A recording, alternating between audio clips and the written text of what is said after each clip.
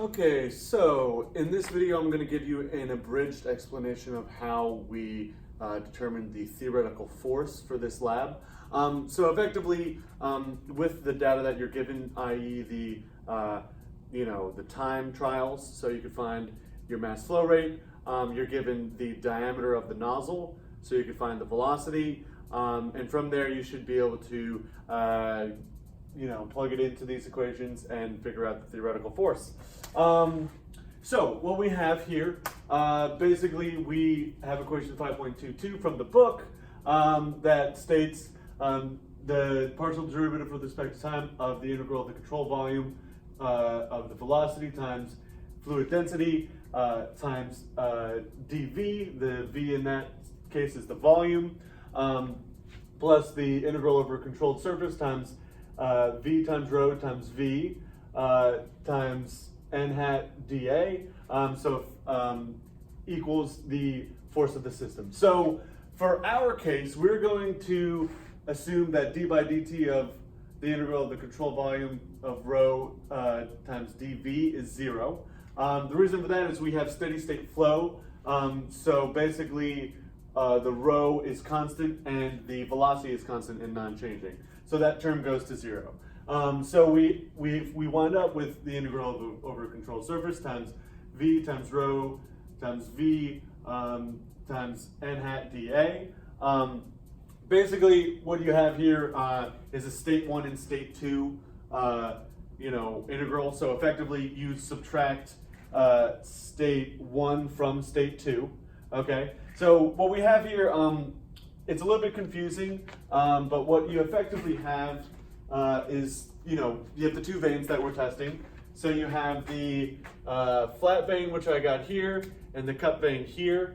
Okay, so the reason why we have U and V are because velocity is like sort of the velocity of the stream. It doesn't really care what direction it's in, but the U is specific to the Y direction. So effectively, if we keep going with this, we assume V1 equals V2. So basically, we're not assuming that the area is going to change between these two velocities, and the flow rate is obviously staying the same. So V1, we said V1 equal to V2. We also said A1 equal to A2.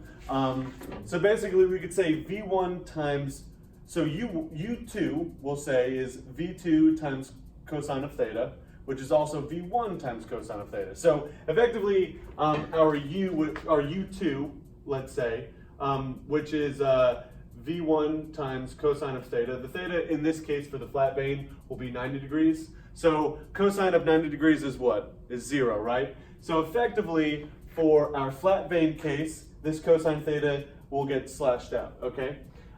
Because, that thrust velocity, the velocity as it leaves the vein, doesn't have any, doesn't affect the force in the Y direction. Obviously, it's going out to the side, so it should have no net force on the Y direction.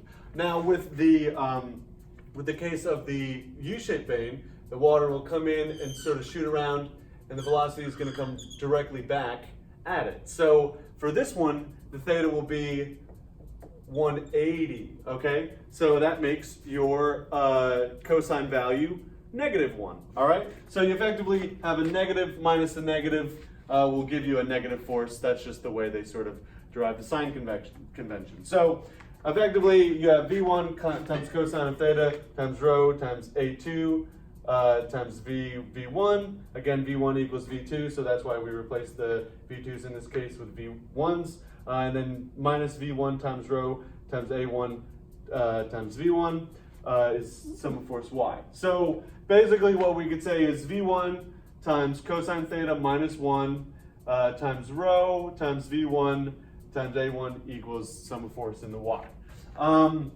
A bit of a mouthful, but you could clearly see that you have kind of two force components. You have an impacting force, which is outlined by this part of the equation, okay? And then you have the thrust force, which is dependent on the angle, the exit angle of the vein. So effectively for our 90-degree veins, we're going to have sort of a thrust component of 0, and for the 180-degree veins, that thrust component will be maximized. Now, We are going to assume V1 equals V2, as I mentioned. There will be a question in your lab manual that asks why this may not be valid.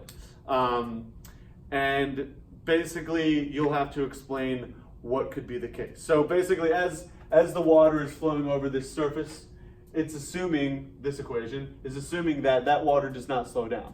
But as you know, let's say you slide something across the floor.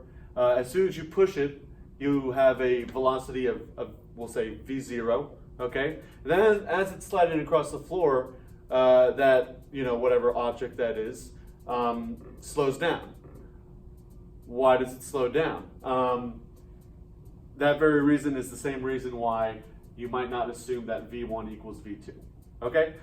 So basically you'll see in your experiment that maybe your theoretical forces might not match up quite so well with your experimentally derived forces.